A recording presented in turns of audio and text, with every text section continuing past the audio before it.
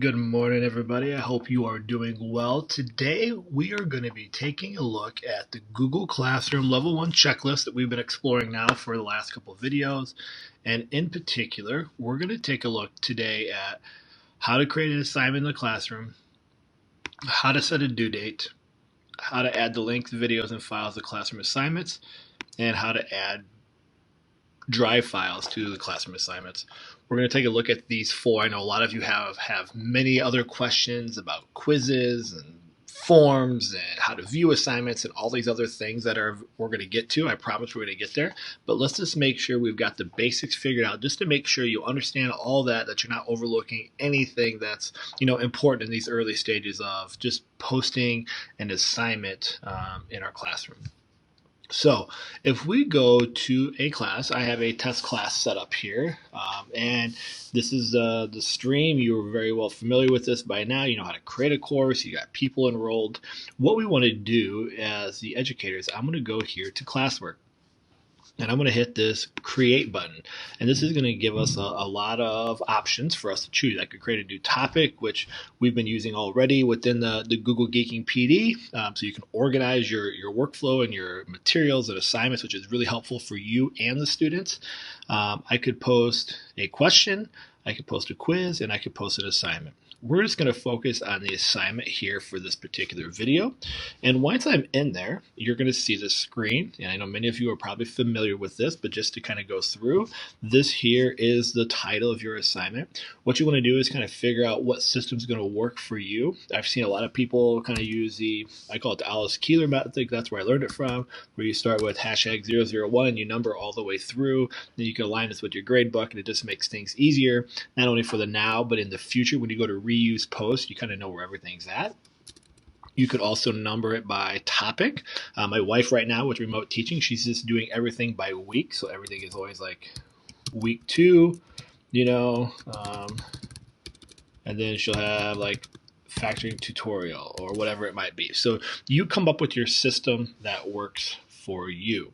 All right. For me, I'm just going to call this test assignment just so we see what it is.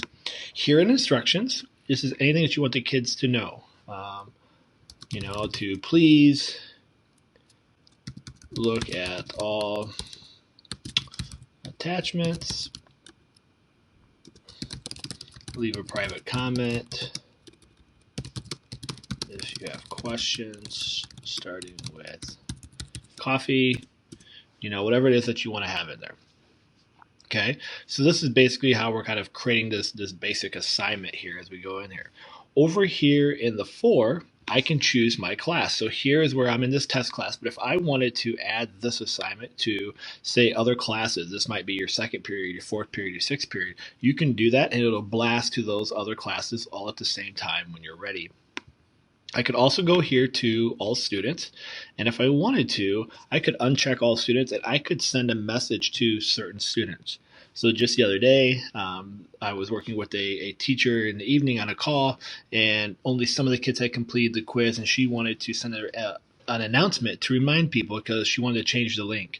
So I was telling her how you could just select those kids that you want to send that to avoid confusion. For those that have already done the work and it's completed, boom, you don't need to message them in the announcement. You just want to send it to those that need it.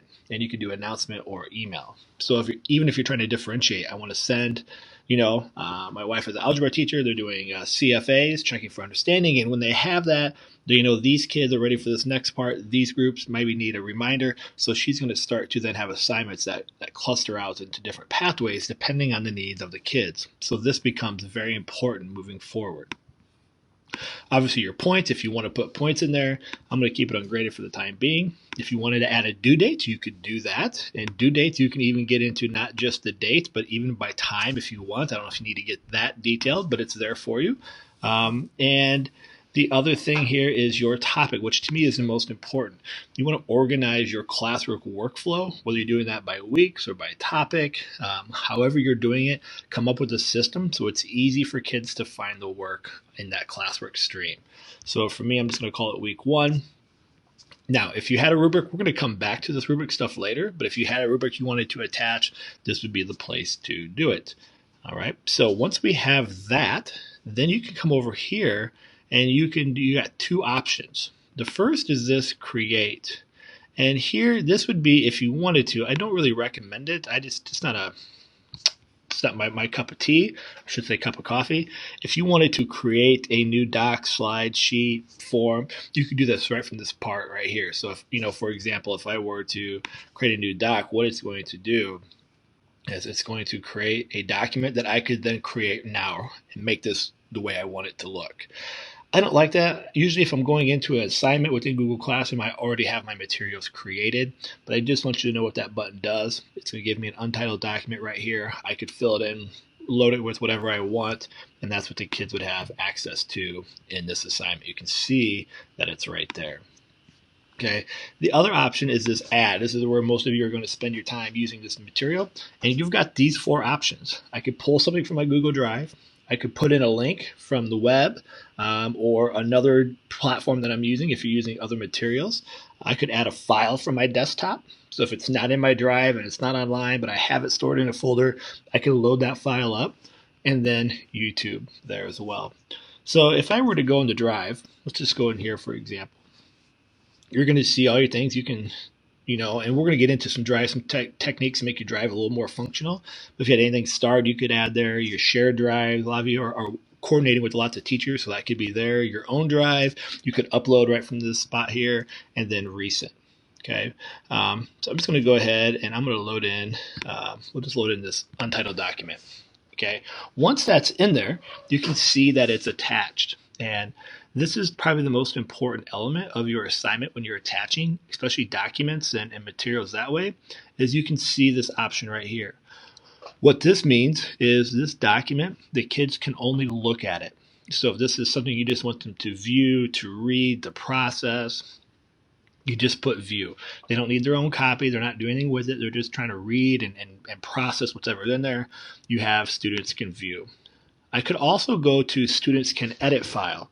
Now be very careful with this one. What this is going to allow the students to do is every student can edit that same document. So this untitled document, I could have 30 kids in there typing away, adding stuff, which maybe isn't good, maybe it's a nightmare. It's your choice. It's obviously dependent on what it is you're trying to do. Some of the ways I've seen this, if a teacher might load a slide deck, and then they have a slide for each student, but just realize anything can be deleted, added, modified by anybody with that link in the classroom. So I don't know a whole lot of people that use it, but it's there if you need it. This one here makes a copy for each student, and what this does is as soon as they click on it, boom, they get their own copy, and I will show you in a future video, but then in your classroom folder, you get all their copies, and it puts their name, and it does everything for you. It helps really keep life pretty streamlined and nice from that teacher perspective. So this is something where if you have stuff that you want them to turn something back in on those documents, you would definitely use this.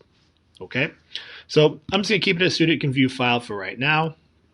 Once I see that I have everything that I need for my assignment, I can go up here and I've got options. If I hit assign, it's going to publish that right away. The kid's going to get notified. It's going to be in the classwork. It's going to be in the stream if you have that setting turned on, and they have access to it right away. Other things I could do, I could save it as a draft, so I could get a lot of stuff created, and maybe I still just want to tweak a few things, but I want to get at least the majority of it done. I'm kind of working ahead. I could save that draft to post at another time. And if you were to do this, if I save a draft, this so you can see where it's at. All right, see here on my document, this is from the teacher lens, this is completely grayed out, and over here it says draft. So I can see where it's at within the topic that I linked it to, but it's not live. It's not light blue that it's been completed. It's not dark blue that it's live. It's a gray, and it says draft over there, in which I could go to these dots and I could do these options here.